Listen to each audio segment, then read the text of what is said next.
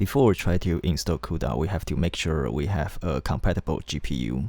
So open Task Manager, go to the third tab, scroll to the bottom and select your Nvidia GPU. You can see I have a 1660 Ti, even though this GPU is not listed as compatible on the official website. But I have successfully run CUDA on this machine before, so it's perfectly fine. And usually newly released products should all be compatible as well. And because I've used this before, so I'm going to uninstall the old version first. Before you download CUDA, you also have to make sure you have the correct Python version. So I have Python3.10 installed and it supports CUDA 11.8.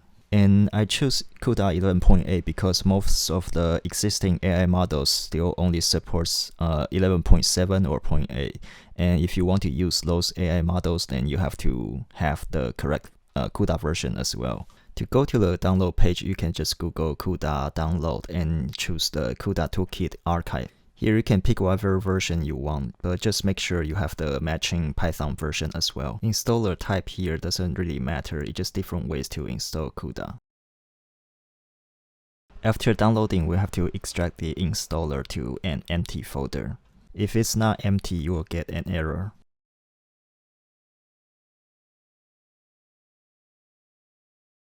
During the installation, you basically just keep clicking on continue or next. And you can just use express install here unless you have a specific need. Now the installation has completed.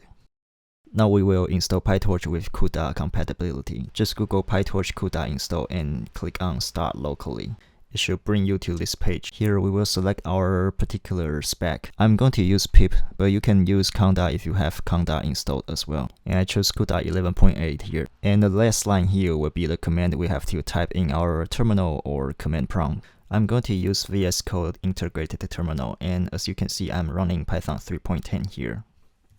Before we install PyTorch, we can also run this Python command to create a virtual environment just to keep our packages organized. Now let's use our newborn virtual environment. Finally, we can paste our code copy from the PyTorch website. Might take a while to install all these packages.